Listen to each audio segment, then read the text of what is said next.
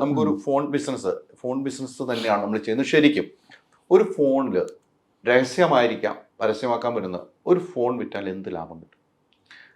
ഞാൻ ആ ചോദ്യം തിരിച്ചു പറയാം. ഞാൻ ശരിക്കും പറഞ്ഞാൽ ഒരു ഫോൺ വിൽക്കുക എന്നുള്ളതല്ല, ഞാനൊരു ഡിജിറ്റൽ സൊല്യൂഷൻ കൊടുക്കുക എന്നുള്ളതാണ്.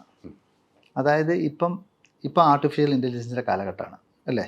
അപ്പം നമുക്ക് ഈ ഫോൺ ഇല്ലാതെ നമുക്ക് ജീവിക്കാൻ പറ്റാത്ത ഒരു കാലഘട്ടത്തിലൂടെയാണ് ഇപ്പം നമ്മൾ സഞ്ചരിക്കുക. കാരണം നമ്മളുടെ എല്ലാ കാര്യങ്ങളും ഈ ഫോൺ വെച്ചിട്ടാണ് നമ്മൾ ചെയ്യുക. നമ്മുടെ ബാങ്ക് ആയിക്കോട്ടെ, നമ്മുടെ train ticket, flight ticket, everything. ഇപ്പം നമ്മൾ ഈവൻ നമുക്കൊരു സ്നാക്സ് പോലും ഓർഡർ ചെയ്യുന്ന, അല്ലെങ്കിൽ ഒരു പച്ചക്കറി, അല്ലെങ്കിൽ വീട്ടിലേക്കുള്ള എന്തും എല്ലാം എന്തിലാണ് ചെയ്യുന്നത്? നമ്മൾ ഫോണാണ്. ഫോണില്ലാതെ പറ്റില്ല. പക്ഷെ പല ആൾക്കാരും നമ്മളെടുത്ത് വന്ന് ഫോണുകൾ വാങ്ങിക്കുന്നുണ്ട്. അപ്പം അത് വലിയ ഫോണുകളൊക്കെ വാങ്ങിക്കുന്നുണ്ട്. അപ്പം അതിൻ്റെ ഫീച്ചേഴ്സ് കൃത്യമായിട്ട് മനസ്സിലാക്കുക, അത് ഉപയോഗിക്കുക ചെയ്യുന്നില്ല.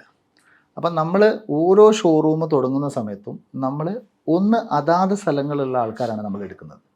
ഇപ്പോൾ കാസർഗോഡ് മുതൽ തിരുവനന്തപുരം വരെ മൈജിക്ക് ഷോറൂംസ് ഉണ്ട്. മൈജി കോഴിക്കോട് നിന്നുള്ള ആൾക്കാരല്ല തിരുവനന്തപുരത്തുള്ള ആ സർക്കിളിലുള്ള ആൾക്കാരെ സെലക്ട് ചെയ്ത് അവർക്ക് ട്രെയിനിങ് കൊടുത്ത് അവരെ നമ്മൾ പഠിപ്പിച്ചെടുത്തിട്ട് അവിടെയാണ് നമ്മൾ ഷോറൂമിലേക്ക് വെക്കുന്നത്. അപ്പോൾ വരുന്ന കസ്റ്റമേഴ്സിന്, ഇപ്പോൾ ഹൈദർജി നമ്മൾ കടയിൽ വരികയാണെങ്കിൽ, ഷോറൂംസിൽ വരികയാണെങ്കിൽ, നിങ്ങൾ എന്താണ് നിങ്ങളുടെ റിക്വയർമെൻറ്റ്, നിങ്ങൾ ആവശ്യം മനസ്സിലാക്കിയിട്ടാണ് ഞങ്ങളൊരു പ്രൊഡക്റ്റ് നിങ്ങൾക്ക് തരുന്നത്. അപ്പം നിങ്ങൾ പറയുന്ന പ്രൊഡക്റ്റിനെക്കാട്ടിലും കൂടുതൽ ഞങ്ങൾ എന്ത് ചെയ്യുന്നുണ്ട്, നിങ്ങളുടെ ഡിസ്പ്ലേ, നിങ്ങളൊരു റിപ്പോർട്ടറാണ്, നിങ്ങൾക്ക് കൂടുതൽ റെക്കോർഡിംഗ് ഉള്ളത് വേണം, അല്ലെങ്കിൽ ക്യാമറ, എന്താണ് നിങ്ങളെ നീഡ് മനസ്സിലാക്കിയിട്ട് അതിനൊരു ഡിജിറ്റൽ സൊല്യൂഷൻ കൊടുക്കുകയും അതോടൊപ്പം തന്നെ അതിലുള്ള ഫീച്ചേഴ്സ് നിങ്ങൾക്ക് എക്സ്പ്ലെയിൻ ചെയ്ത് തരും. അപ്പം നമ്മൾ കോഴിക്കോട് തന്നെ ഒരു സ്വപ്നനഗരി എന്ന് പറയുന്ന ഒരു റെസിഡൻസ് അസോസിയേഷൻ, ഇവിടെ പൂർണ്ണമായിട്ടും നമ്മൾ എന്ത് ചെയ്ത് എല്ലാ പ്രായക്കാരെയും നമ്മൾ സാക്ഷരത, അതായത് ഡിജിറ്റൽ സാക്ഷരത കൊണ്ടുവന്നു. അപ്പോൾ എല്ലാവരും അവരെന്താ വെച്ചാൽ കണക്കിൽ പ്രായമുള്ള ആൾക്കാരൊക്കെ തന്നെ അവരിപ്പോൾ ഫോണിലാണ് അവരുടെ കറണ്ട് ബില്ല് എടുക്കുന്നതും അത്യാവശ്യം ആളില്ലെങ്കിൽ ഫുഡ് വാങ്ങിപ്പിക്കുന്നതും എല്ലാം. അപ്പോൾ നമ്മൾ ഓരോ ഷോറൂംസിലും ഇതാണ് ചെയ്തുകൊണ്ടിരിക്കുന്നത്. ഒരു വിൽപ്പന എന്നുള്ളതുപരി എന്തും ആയിക്കോട്ടെ, കാരണം നമ്മൾ മൊബൈൽ മാത്രമല്ല, ലാപ്ടോപ്സ് ആയിക്കോട്ടെ, ഈവൻ നമ്മൾ ഫ്രിഡ്ജ് ആയിക്കോട്ടെ, ഫ്രിഡ്ജ് വാങ്ങിക്കുന്ന അല്ലെങ്കിൽ ടി വി ആയിക്കോട്ടെ. ഇപ്പോൾ സ്മാർട്ട് ടി വിയിലൊക്കെ ഒരുപാട് ഓപ്ഷൻസ് ഉണ്ട്. പലതും ആൾക്കാർ ഒരു കേബിൾ കണക്ട് ചെയ്ത് ആ ചാനൽസ് മാത്രമാണ് കാണുന്നത്.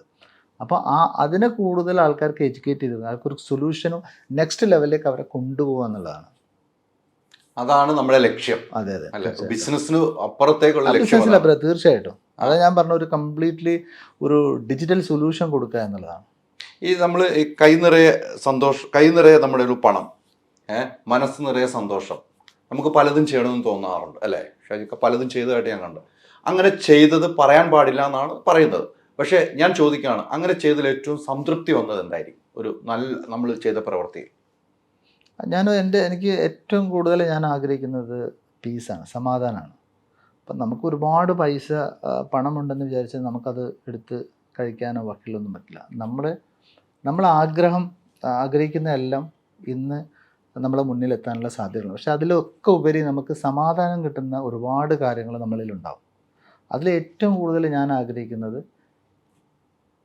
പറയാൻ ശരിക്കും പാടില്ലാത്തതാണ്, ഒരുപാട് എന്താ പറയുക, പാവപ്പെട്ട ആൾക്കാർ, അമ്മമാരുണ്ട്, നമ്മൾ ഓൾഡ് ഏജ് ഹോംസ്, അതേപോലെ നിരവധി സ്ഥലങ്ങൾ, അത്തരം സ്ഥലങ്ങളിലൊക്കെ തന്നെ ഞങ്ങൾ മൈജി എത്തുന്നുണ്ട് വളരെ രഹസ്യമായിട്ട്. അതിനുവേണ്ട എല്ലാ കാര്യങ്ങളും, അത് വിദ്യാഭ്യാസമായാലും ഹെൽത്തിലായാലും എഡ്യൂക്കേഷൻ ഹെൽത്ത്, അങ്ങനെ എല്ലാ കാര്യങ്ങളിലും നമ്മൾ അത് നാട്ടിലായാലും എനിക്ക് ചെയ്യാൻ പറ്റുന്ന ഏരിയകളിലൊക്കെ തന്നെ നമ്മളത് കോൺസെൻട്രേറ്റ് ചെയ്യുന്നുണ്ട്. എപ്പോഴെങ്കിലും ഒരു വീഴ്ച സംഭവിച്ചിട്ടുണ്ടോ? തീർച്ചയായിട്ടും വീഴ്ചകളൊക്കെ ഒരുപാട് ക്രൈസിസുകൾ ഉണ്ടായിട്ടുണ്ട് ഈ യാത്രയിൽ. ഈസി അല്ലല്ലോ, കാരണം കാസർഗോഡ് മുതൽ തിരുവനന്തപുരം എല്ലാ മുനിസിപ്പാലിറ്റി അല്ലെങ്കിൽ പഞ്ചായത്തിലും ഷോറൂംസ് തുടങ്ങാമെന്ന് പറഞ്ഞാൽ അറിയാലോ.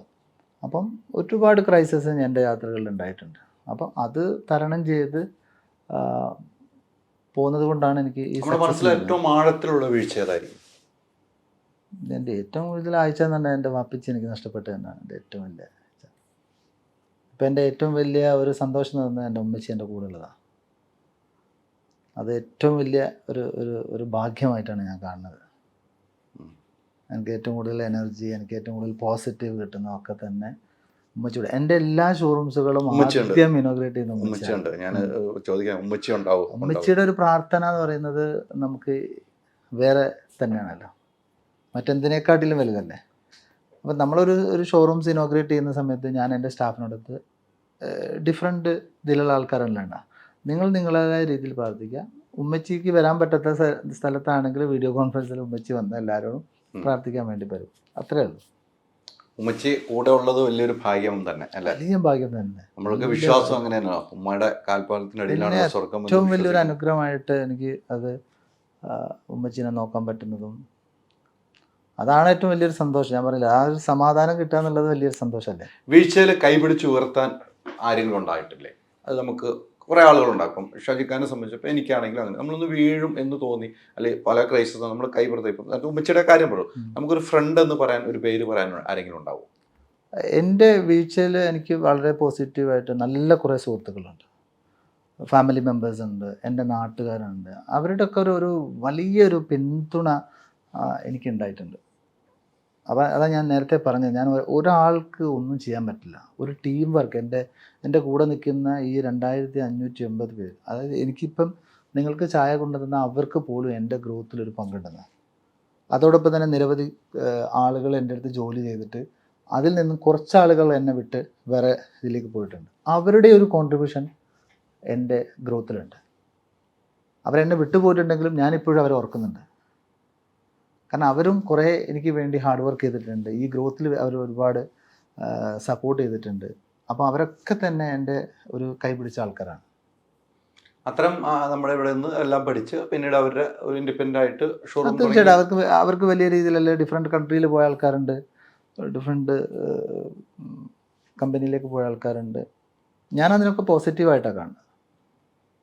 എൻ്റെ കൂടെ ഏറ്റവും അടുത്ത എൻ്റെ അനീഷ് ഏകദേശം എനിക്ക് 23 വർഷമായി എൻ്റെ കൂടെ ജോലി ചെയ്യല്ല, എൻ്റെ ഒരു അനിയനെ പോലെ ഞാൻ കൊണ്ടുവരുന്നത്. ഒരുപാട് ആൾക്കാർക്ക് 10, 15, 20 വർഷമായിട്ട് എൻ്റെ കൂടെ ഉണ്ട്.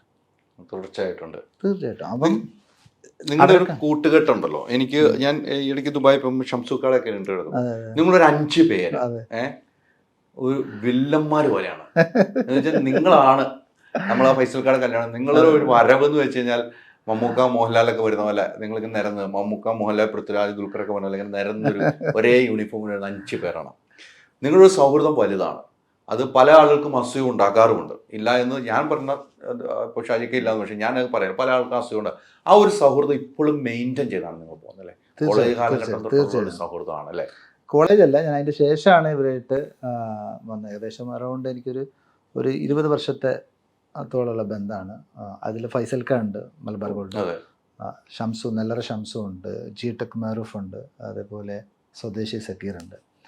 ഞങ്ങൾ 2015 വിഷൻ 2020 എന്ന് പറഞ്ഞിട്ട് ഒരു ഗ്രൂപ്പ് സ്റ്റാർട്ട് ചെയ്തു. അപ്പോൾ എല്ലാവർക്കും ഡിഫറെൻറ്റ് കാഴ്ചപ്പാടുകളും, എല്ലാവരും ബിസിനസ്സിലാണല്ലോ. അപ്പോൾ അത് ഓൾമോസ്റ്റ് എല്ലാവരും ഞങ്ങൾ അന്നെടുത്ത പല ഡിസിഷൻസും എല്ലാം അച്ചീവ് ചെയ്ത ആൾക്കാരാണ്. അപ്പോൾ 2020 ഞങ്ങൾ ദുബായിൽ വെച്ച് വീണ്ടും കൂടിയിരുന്നു. അപ്പോൾ 2030, അതായത് 10 വർഷത്തെ പുതിയ പ്ലാനുകളായിട്ട് ഞങ്ങൾ പോയിക്കൊണ്ടിരിക്കുന്നത്. അപ്പോൾ അങ്ങനെയാണ്. അപ്പം നമുക്ക് എന്ത് പ്രശ്നങ്ങളുണ്ടായാലും ഇവന്മാരെ വിളിച്ചിട്ട് ഒരു 5 മിനിറ്റ് കൊണ്ട് സോൾവ് ആവും. ഇപ്പോൾ ഫൈസൽക്കൊക്കെ എന്ന് പറഞ്ഞാൽ നമുക്ക് കണക്റ്റിംഗ് പീപ്പിൾ, നമ്മൾ നോക്കിയുടെ ക്യാപ്ഷൻ പോലെ നമ്മൾ അങ്ങനെ പറയുന്നത് കണക്റ്റിംഗ് പീപ്പിൾ എന്ന് പറയുന്നത്. എല്ലാ ആൾക്കാരെയും ഒരുപാട് കണക്ഷൻസ് പുള്ളി കണക്ട് ചെയ്ത് തരുന്നുണ്ട്. അതേപോലെ നമുക്ക് ഒരു സൊല്യൂഷൻ കിട്ടും ഇവരെടുത്തുനിന്ന്. നമുക്ക് എന്തെങ്കിലും സംഭവിച്ചാൽ നിങ്ങൾ തീർച്ചയായിട്ടും ആ ഒരു 5 മിനിറ്റ് കൊണ്ട് നമുക്ക്, നിങ്ങൾ നേരത്തെ ചോദിച്ച പോലെ എന്തെങ്കിലും ക്രൈസിസ് ഒക്കെ വരുന്ന സമയത്ത് എനിക്ക് ഇങ്ങനെ ഒരു വിഷയം ഉണ്ടെന്നാണ് ഗ്രൂപ്പിലിട്ട് അപ്പം തന്നെ ഒരു 3-4 സൊല്യൂഷൻ വരും. അതിൽ നമുക്ക് നമ്മളെ പ്രശ്നം സോൾവ് ആയി. അപ്പോൾ അത് വലിയൊരു പോസിറ്റീവാണത്.